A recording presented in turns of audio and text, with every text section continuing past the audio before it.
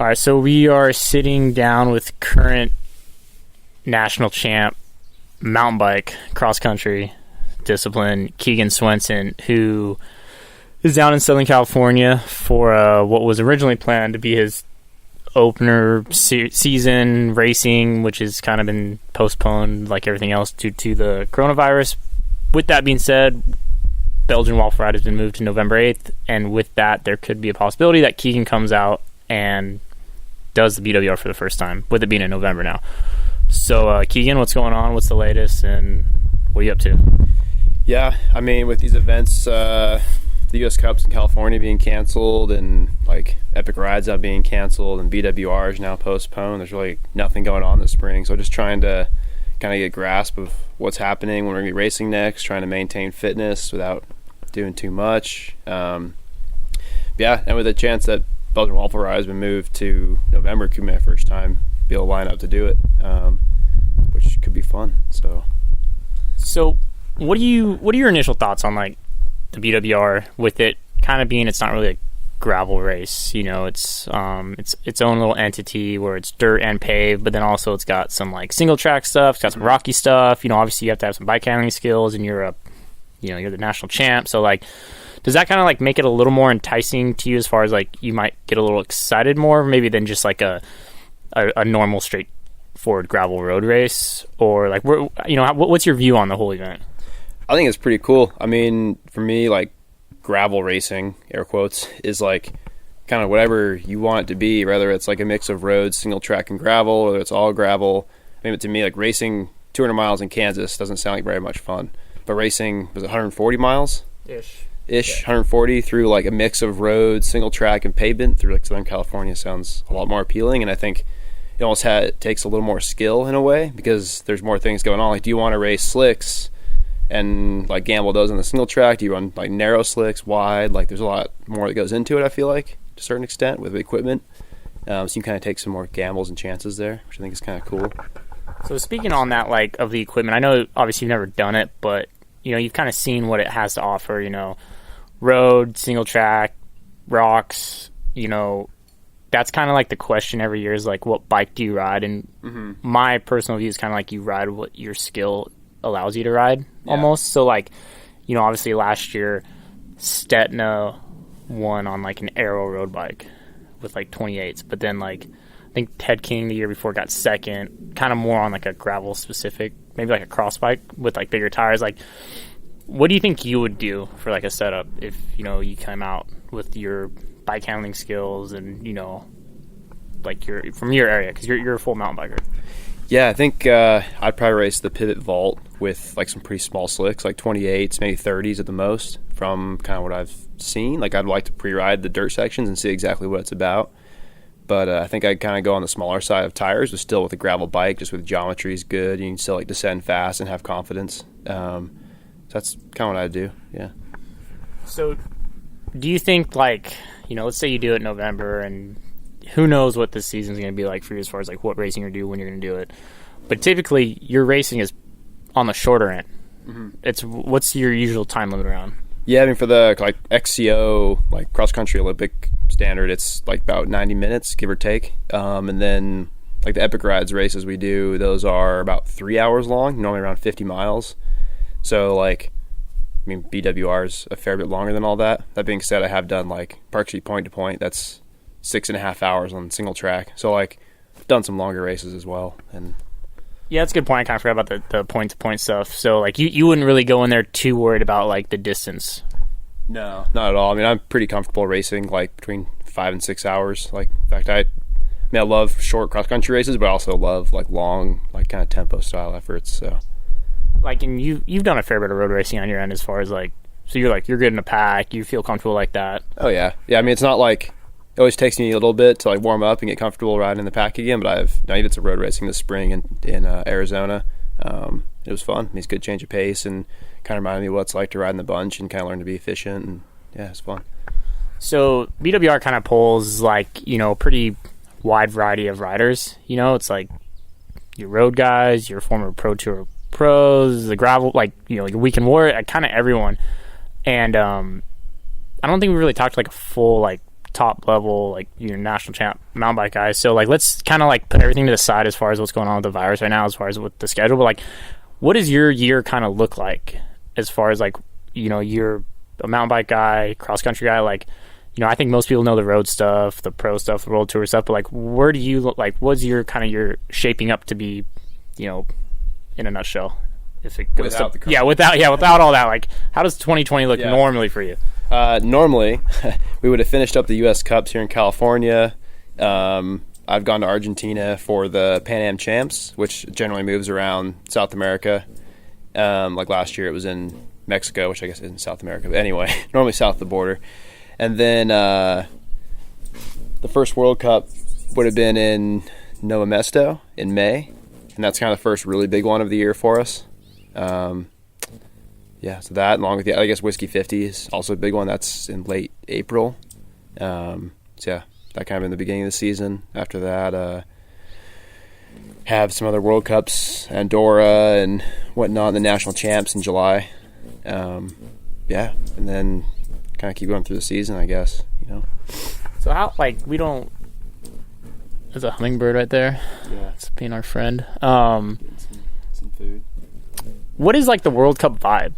Because, you know, obviously, like, we're talking to most people that do BWR and have done that, and, you know, it's a very, like, you know, it's almost like a party. It's laid back, you know. Yeah. People are having, you know, it's at a brewery. People are having beers after. There's, like, you know, costumes. It's very, like, you know, it's serious, but it's very anti-serious. It's fun. What's the vibe of, like, a World Cup over in Europe like? I'd say it's funny. It's got a bit of both. I mean, like, spectator wise, I think it's definitely some of the rowdiest, like, party crowd there is. Like, there's, like, for example, at Nova Mesto World Cup, there's like 40,000 spectators watching this race, and they're all like drinking beer, like having a good time, smoking their cigarettes out in the woods, like, you know, their chainsaws. Like, it's a full-on party. And then for us, all the racers, it's pretty serious. I mean, that is like the top level of the sport, right? So everyone's there for business. But it's a cool vibe, you know, because the spectators out there having a good time, and we're out there just racing our bikes, and yeah, it's definitely cool. Speaking of which, like, obviously, like, the beginning of, like, like, you know, any mountain bike race, you know, specifically what you do, like, the World Cups, it's, like, so full gas off the start. Like, it's just sprint, like, chaos. How is that, like, do you like that compared to, like, let's say you start BWR with a couple thousand people at least, and it's pretty casual? I mean, obviously, this pace can pick up. Depends on, like, how the course goes. But, like, you know, you can move along pretty fast, obviously, but, like, it's pretty casual. Like, do you like either one specifically different, or, like... I mean, both have they're both kind of fun in their own way, right? Like, it's fun to do races where you can just, like, you're not stressed off the start and you kind of roll away, and then, like, the race gets going as you go. But then, like, the World Cups and XCOs, it starts, like, literally, you're a full sprint the first, like, minute or two of the race, you know, it's full gas to the single track. So I think, which is fun in its own right, because you're, like, have to, like, find holes to get through the pack, and you, like, sometimes you don't want to be in the very front, but you want to be, like, second wheel so you're not taking wind or whatever. So I think they both have their place. You know, they're both fun in their own way. So.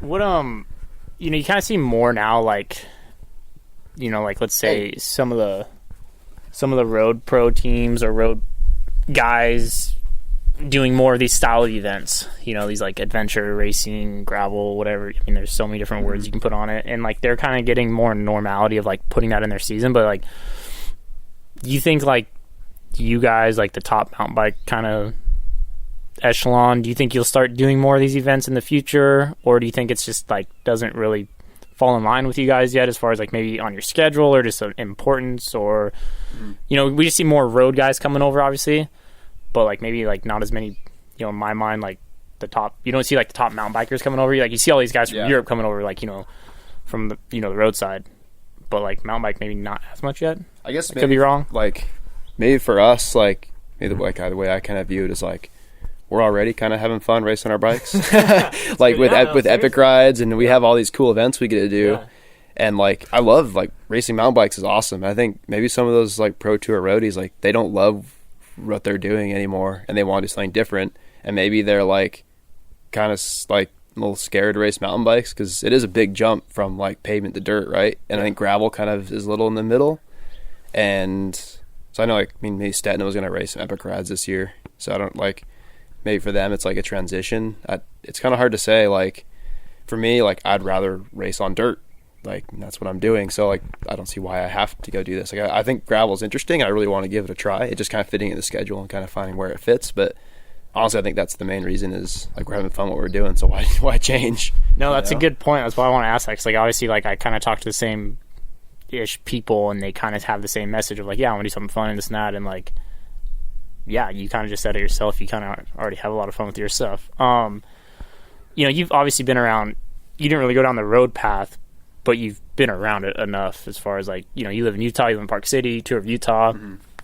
How do you think that, like, I don't know, like, I'm trying to how to properly say this, but, like, you've obviously you're at the top of the top for mountain biking. You know, World Cups, you know, that's as serious as it gets. And then you see a race like Utah come through your town, and that's pretty much as serious as it gets for the U.S. road racing. Like, what's the difference, or, you know, like, do you see much difference from that level to your mountain bike level, or, you know, where, I don't know, like, what can you kind of break it down as far as, like, you go to a World Cup and you see that level, and, like, Tour of Utah that level for road to mountain bike? I don't know. It's kind of a hard question. I feel like on the road, there's almost like bigger, like, steps, right? There's a big step from, like, your U.S. like continental team up to, like, a World Tour level team. So, like, you see it, like, these races, like Tour of Utah, California, when it was a race. Like, you see, like, the World Tour team just, like, dominating, you know? And it was, like, then, like, some of the smaller teams, you get in the break or whatever else. But it's, like, there's a drastic difference, I feel like, in ability level or fitness, whatever you want to call it, maybe a bit of both. And then you see, like, on the mountain bike, like, it's mixed up a little more. And I don't know. I mean, it's kind of a hard question, like, to compare the two. They're pretty different, you know, like, kind of, I don't know. It's tricky. What kind of, you know, going back, made you kind of come down the mountain bike, you know, path other than, like, going down the road path? Mm-hmm. I mean, I'd thought about kind of going down that road path for a while. I think for me, like, in the end, like, I love racing on dirt, and that's, like, my thing is I just like being on the mountains, racing my mountain bike, and I think, that's what it is. Like, that's what I want to do. Not to say, like, I wouldn't race road if I had, like, the opportunity to hop in a Tour of Utah. I'd love to do that someday, to give it a shot. But right now, I love racing my mountain bike. So, because, like, you and TJ, as an art, you guys are pretty much close in age, right? Mm-hmm. So, and you guys are both Utah guys, like, yeah. So, like, that's kind of like he went down the road path, and you kind of went down the mountain path. Yeah, we did a bit of road racing together as when we were both juniors. We're about the same. I think we're exactly the same age. Yeah. So we'd done, like, we were, like, junior Cat 3s together. Then we moved up to the 2s, whatever else. We'd done some junior races. So, yeah, just different paths, I guess, you know. So, you know, I don't know too much about the mountain bike side. You know, obviously I know the races. You know, I follow you and some of the racers. But, like, how, you know, I know the road side very well with coming from that. And I've seen kind of the downfall of the racing and the teams throughout the, like, last 4 or 5 years. How's the mountain bike side going? How's the events? Is there good growth? Like, do you see it getting better and better? Where are we at with that? I think mountain biking is kind of on the way back up in a way. I mean, especially, like, I think Epic Rides has helped a lot with that. I mean, it's just an awesome weekend, right? Like, amateurs race on Saturday. They get to watch us race a Fat Tire Crit on Friday. And then we do the big race, the backcountry race on Sunday. So I think there's, like, a mixing more, which I think gravel's kind of doing a good job of as well. Like, BWR, like, the pros and the amateurs are together, racing together, and I think it connects the amateurs to the pros a little more in a way. Whereas road, there's this big disconnect from, like, your average weekend warrior who wants to hop into some events, but then, like, the pros, it's like this up on this big pedestal, you know. So I think, like, gravel and mountain bike, they've kind of brought the two together a little bit, and I think, like, I don't know, does that make sense? No, like, there's sense. Like, yeah. They're just, like, a little more blending, and it's a little more friendly. There's, like, definitely a hierarchy for sure on the road, and it's difficult. Like, people see that and they're like, it's like it makes the riders less approachable, you know. I think that's a big part of it. No, that's a good point. That definitely is. There is something to that. So moving past, like, this year, you know, you're, how old are you? 26. So, you know, what's kind of, do you have, like, an age where you want to keep racing to? Because I always think it's interesting with, you know, people in the cycling racing industry where, like, they either go to a certain time and stop and they're done, or they kind of transition. Like, you see, like, the guys now, like, you know, the Stetnas, the Ted Kings, like, they kind of make a whole new career after they're set racing. Like, have you thought about, like, how far do you want to keep going down the mountain bike path? Do you have like goals you want to still hit? Like how many more years you want to keep going at it? And I don't know, like where are you looking at like the future?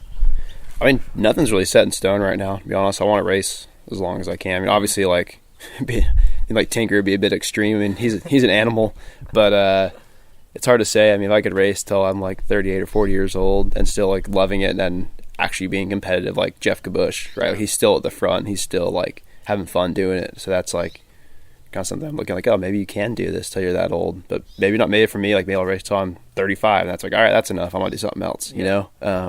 But right now, like I'm loving it and don't see any reason to quit racing. So sometime soon. Well, hopefully everything goes well. You're out November for BWR. And if you show up, like, you know, let's say you're good, like you're going to race it.